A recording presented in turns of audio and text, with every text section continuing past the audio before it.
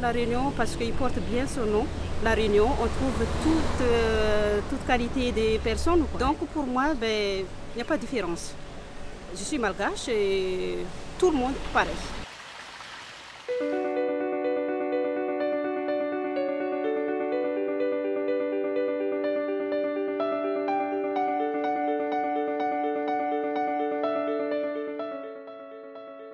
Située à 11 heures de vol de Paris, La Réunion n'est pas uniquement connue pour sa faune et sa flore, mais elle est aussi connue par sa population originaire des quatre coins du monde.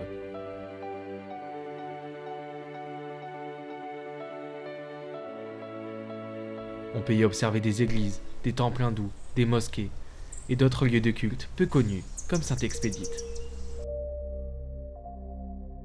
Sainte-Expédite est particulièrement priée à La Réunion.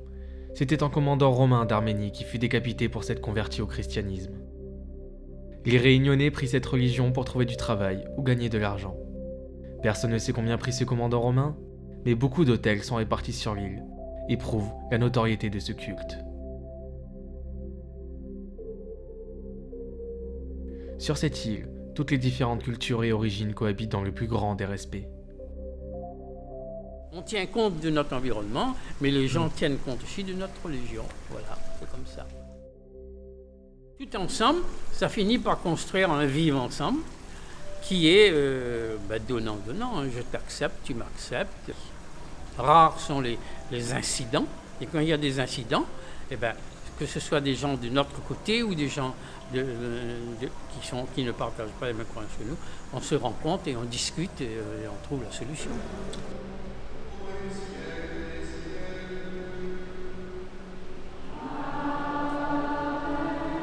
Dans les familles, souvent, il y a plusieurs membres d'appartenance à des religions différentes. Donc, les gens ont l'habitude de se côtoyer à l'école, dans la rue, dans les commerces. Certains sont un peu spécialisés. Beaucoup de musulmans sont commerçants au centre-ville ici. Mais il y a un savoir-vivre ensemble qui est exemplaire. Il y a un sentiment d'appartenance commune aussi. Tout le monde est réunionnais. Et ça, c'est ce qui fait le socle.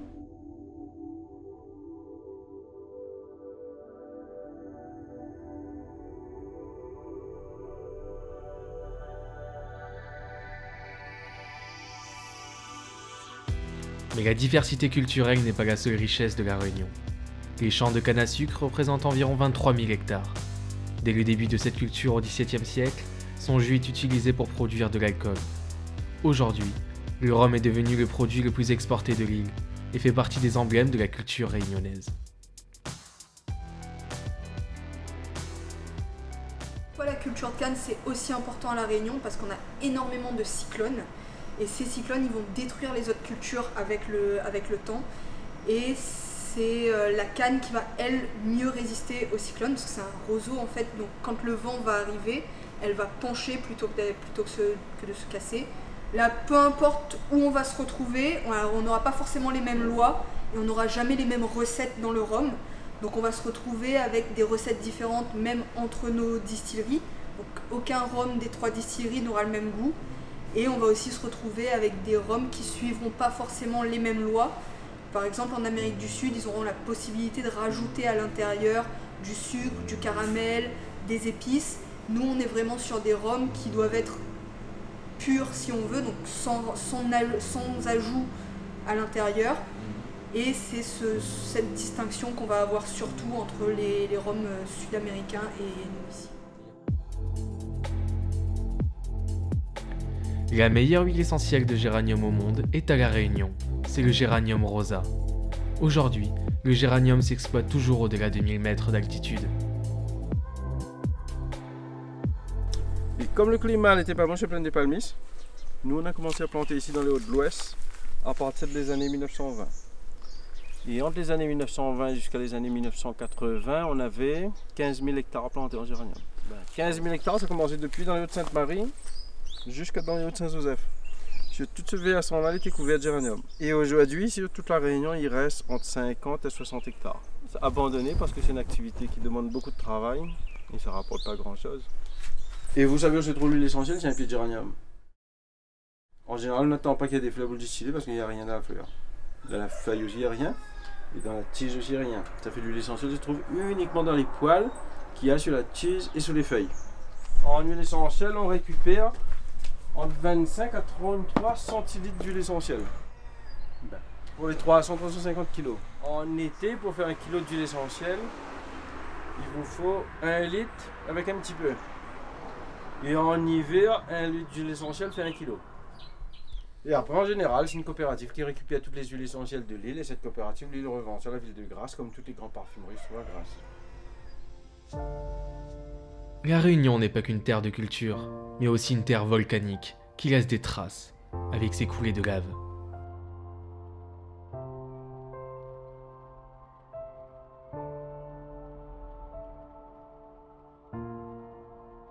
J'ai connu tous les coulées qui soient sur la route depuis tout ce que j'ai connu. Il y a 98 qui est arrivé en bordure de route, là devant.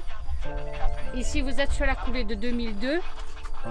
Juste à côté, tout le long de rempart, c'est la 2005. Après vous avez encore 98 dans le virage, 2005, 2002, 2001, 2004, 2002 et 2007. Mais vous avez deux types de coulées. Ici c'est gratonné. La 2002, 2005, 2007, 2001, tout est gratonné. La 2004 seulement, elle est figée.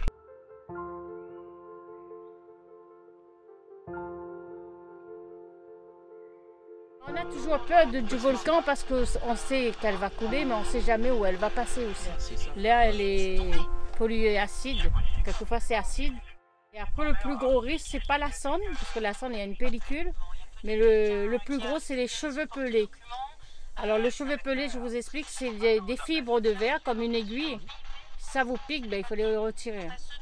Là, pendant les 6 mois qui suivent, on est obligé de ne pas rouvrir le linge, étendre le linge, pas mettre d'animaux carrément dehors, parce que ça tue les animaux, les fils de verre, ils mangent de la paille ou quoi que ce soit, ben, ça rentre dans l'estomac.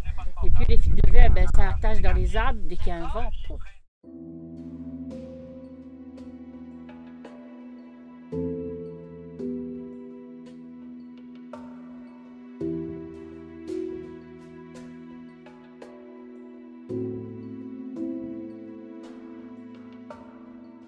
Les coulées de lave provoquent sous terre des tunnels absolument uniques en leur genre. Il en existe uniquement sur cette île et à Hawaï. À la base, un tunnel de lave, c'est pas du tout la même chose que le calcaire. Ça, c'est de la spéléo-volcanique. C'est vraiment super important ce petit mot derrière. Spéléo-volcanique, c'est moins de 1% de tout le réseau souterrain connu actuellement sur notre planète. C'est de la lave qui était liquide, qui coulait du plafond, tout ce que tu vois là. L'air est rentré et fou, ça a tout filé. Et après, par contre, tout ce que tu vois de blanc, tout ça c'est le même système. Alors c'est pas du calcaire parce qu'il n'y a pas de calcaire à La Réunion, mais c'est le même principe que la formation d'une concrétion, une stalactite, stalagmite et compagnie. C'est un dépôt de cristal de roche sur la paroi. Mais sinon tout le reste c'est de la lave figée et tout ce que tu vois de blanc, ocre, c'est amené par l'eau au bout de